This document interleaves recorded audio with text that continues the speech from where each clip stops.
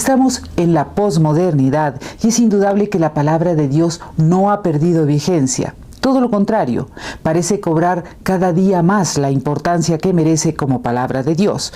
Pero, ¿cómo adaptarla, digamos, a estos tiempos cibernéticos? Veamos el siguiente cuestionario. Con motivo de recientes declaraciones suyas, en algunos sectores cristianos se dice que usted es modernista. Pero no soy modernista. Yo diría más bien que soy moderno. ¿Y cuál es la diferencia?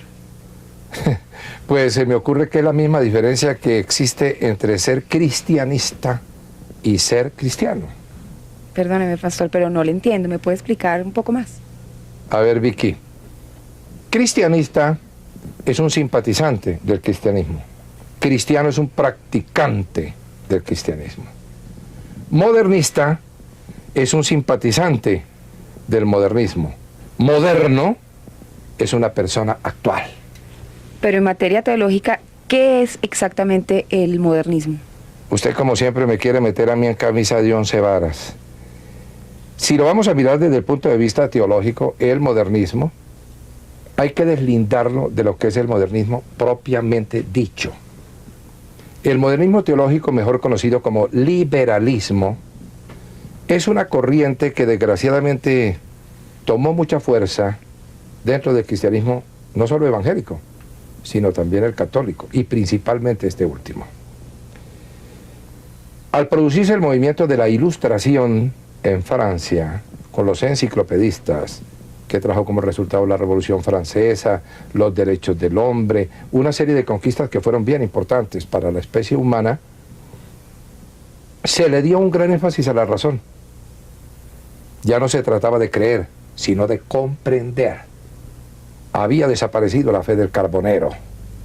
Y eso llegó a ponerse de moda hasta el extremo de que, como bien lo hemos recordado algunas veces en este mismo programa, individuos como Ernesto Renan llevaron su racionalización del personaje Jesús de Nazaret hasta el extremo de despojarlo de su elemento divino y convertirlo en un simple hombre, extraordinario, pero solamente hombre, contrariando la ortodoxia cristiana que en el credo de Atanasio había dicho: Jesucristo es verdadero Dios y verdadero hombre, Dios de la sustancia de su Padre, hombre de la sustancia de su Madre, igual al Padre en su divinidad, menor que el Padre en su humanidad. Jesucristo no es solamente un hombre, es además Dios mismo hecho hombre, una doble naturaleza en una sola persona. Para abreviar, dos pensadores de extracción protestante luterana, alemanes ambos por supuesto, Immanuel Kant y Friedrich Hegel, llegaron a extremar las cosas al analizar la naturaleza de Dios desde el punto de vista racionalista. Immanuel Kant, en su crítica de la razón pura y crítica de la razón práctica, hizo una gran cantidad de peripecias para tratar de explicar la divinidad por medios racionales, lo cual resulta absolutamente imposible. Hegel, por su parte, que estudió para pastor y que se doctoró en teología, dijo cosas maravillosas. ¿Quién podría negar que es un acierto, algo profundo y algo bello, cuando habla de la Trinidad en estos términos? Atención, el Padre es Dios en sí mismo, el Hijo es Dios objetivándose a sí mismo, el Espíritu Santo es Dios volviendo a sí mismo. Pero desgraciadamente Hegel, en su sistema dialéctico, que después fue copiado incluso por materialistas como Marx y Engels, cometió algunas exageraciones de carácter racionalista que fueron degenerando la idea cristiana, y así poco a poco fuimos llegando hasta lo que se conoce como la teología de la muerte de Dios. ¿Puede usted creer eso? El señor Augusto Comte, que creó el positivismo en Francia, llegó a decir esta barbaridad: como el Dios de los cristianos ha muerto, vamos a entronizar la diosa razón en Notre Dame, la catedral de París. Oiga, y entonces en el cristianismo, tanto católico como protestante, surgieron unas personas que racionalizaron hasta el extremo la fe, desembocando en lo que se conoce como el liberalismo teológico o la teología liberal. De manera especial Bultmann, entre los protestantes, con su escuela de las formas, que convirtió en mitología todo lo milagroso de la Biblia. Y en el catolicismo, el paleontólogo y jesuita francés Pierre Teilhard de Chardin, quien, por cierto, es un sobrino bisnieto de Voltaire, el famoso ateo racionalista de la misma nacionalidad, quien quiso conciliar la ciencia con la fe y terminó llevando a la gente a perder esta última en aras de la primera. Sin embargo, hubo reacciones. La principal de ellas se dio en Inglaterra con el teólogo Davis, quien demostró que es absolutamente imposible racionalizar el concepto de Dios, porque el hombre no solo tiene una mente intelectual y racional, sino un espíritu que en contacto con el espíritu de Dios recibe una revelación que no está sujeta al intelecto ni a la racionalización. Entonces, esa clase de teología liberal pues ha sido un extremo en el cual incurrieron algunos cristianos, principalmente de extracción metodista, y que ha traído desastres inenarrables para la fe cristiana.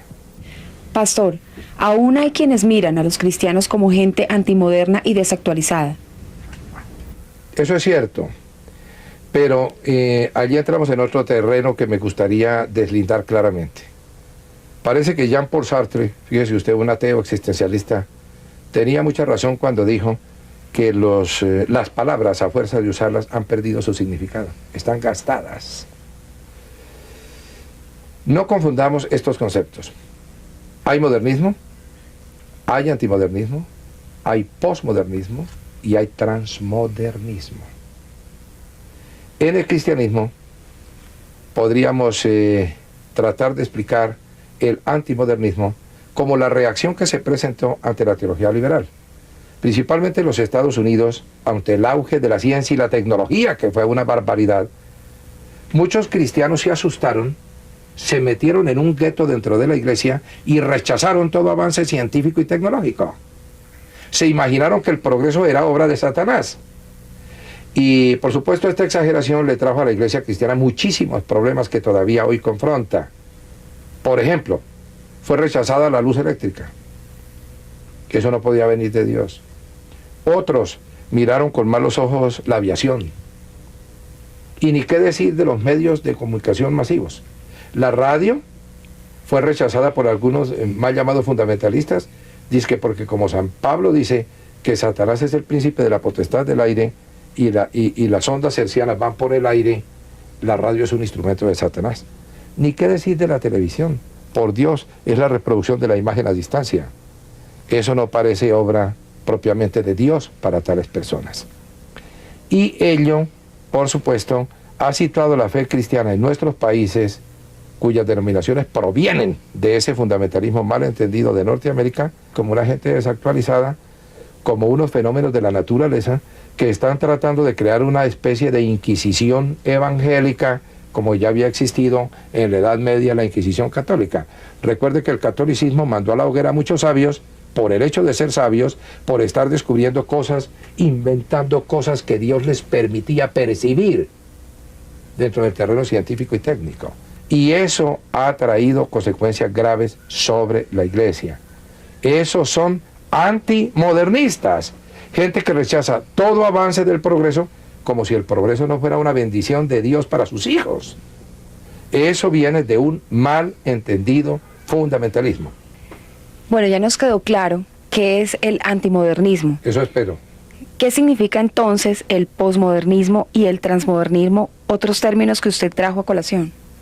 Bueno, pues el posmodernismo, que significa después del modernismo, yo diría que es la decadencia del sistema modernista. Para que lo entendamos, el posmodernismo realmente se inició en los años 60, cuando vemos algunos fenómenos bastante significativos en la vida de la sociedad humana. En primer lugar, el Woodstock, que fue cuando se rompieron todas las coyundas y se le dijo a los jóvenes: no sométete a esto, sino haz lo que te dé la gana. Allí surgió el hipismo, allí surgieron los movimientos modernos de la música y todos estos desastres que han hecho de la juventud actual una juventud realmente decadente. Y no deja de ser significativo si miramos las cosas pensando en que hay un mundo sobrenatural y un mundo natural. Y que, como lo he dicho tantas veces, lo que hay en el mundo natural depende de lo que hay en el mundo sobrenatural. en Woodstock en los años 60 se dijo, ha nacido una nueva era. Comenzamos la era azul o era de Acuario, ha terminado la era de Piscis, que según decían estos locos, era la era cristiana. Atención, a partir de ese momento, pues entonces ya vemos el auge, por ejemplo, de los Beatles, aunque es necesario deslindar. La primera etapa de este conjunto es bellísima. ¿A quién se le ocurre pensar, por ejemplo, que una canción como Yesterday es música del diablo? Pero después que ellos estuvieron en la India con un gurú, meditando trascendentalmente y haciendo todas estas cosas de carácter religioso, la música que trajeron es música que descompuso las costumbres. Cuando ellos dijeron, ante una masa apelmazada de lisérgicos y homosexuales en el Central Park de Nueva York, somos más populares que Jesucristo, ¿quién estaba hablando? ¿Quién es el que quiere ser más popular que Jesucristo? Y ahí comienza la posmodernidad, un fenómeno en el cual ya se está cumpliendo lo que dijo el obispo católico Fulton Sheen. Hay que decirlo con claridad, que honra, honra, con mucha razón, que en el siglo entrante la pelea no es entre católicos y protestantes, sino que la pelea va a ser entre los que creemos en Dios y los que creen que ellos son Dios. Eso es lo que la nueva era le enseñó a la gente. Tú eres Dios, tú eres diosa, tú puedes hacer en tu vida lo que quieras. Y entonces ya vemos incluso que hasta en la ONU se han garantizado los derechos de los homosexuales y hemos visto una posmodernidad también cristiana.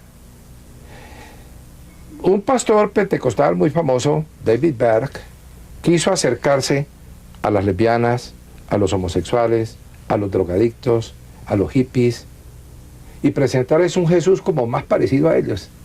Y entonces se crearon fenómenos como la opereta rock, Jesucristo Superstar y cosas de esas, y se llegó a la creación de grupos de nuevos nicolaitas, es decir, de gente degenerada en el sexo y que dicen ser cristianos, como los niños de Dios, que hoy se llaman a sí mismos la familia, y que han recibido grandes denuncias en países incluso cercanos al nuestro, como Argentina y el Brasil, por prostitución infantil, por lo que ellos llaman el apostolado sexual.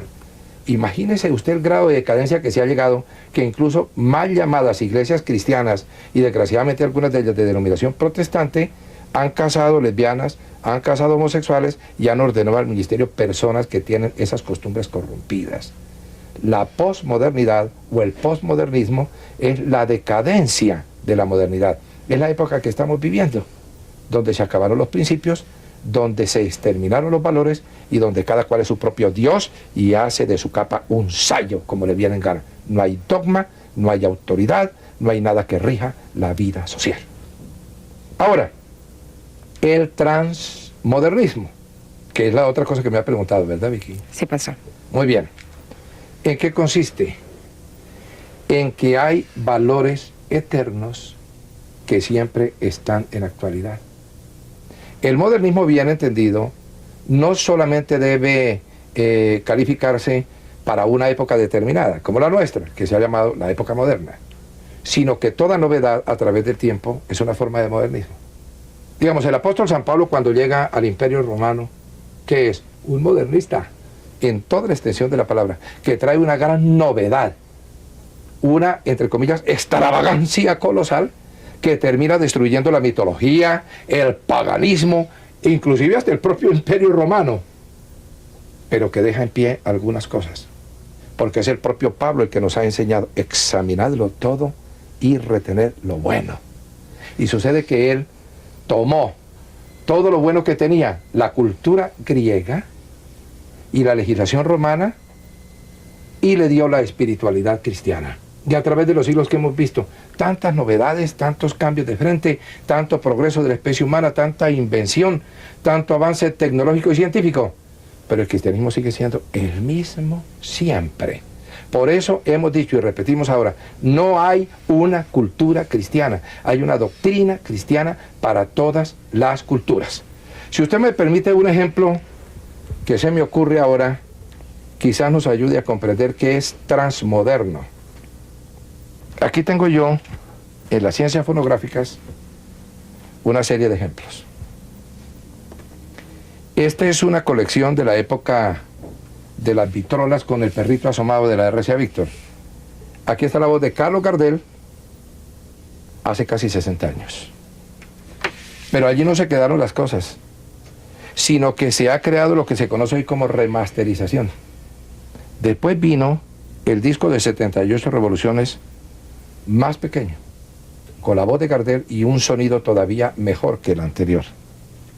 Después la misma voz de Gardel pasó al acetato de 45 revoluciones por minuto, con una calidad de sonido superior aún. Y finalmente tuvimos a Carlos Gardel en el famoso long play a 33 1/3 revoluciones por minuto y con un sonido, por supuesto, mucho más bello que todos los anteriores. Ahora, por supuesto, tenemos a Gardel en compact disc. Es la misma voz del mismo Gardel, no ha cambiado.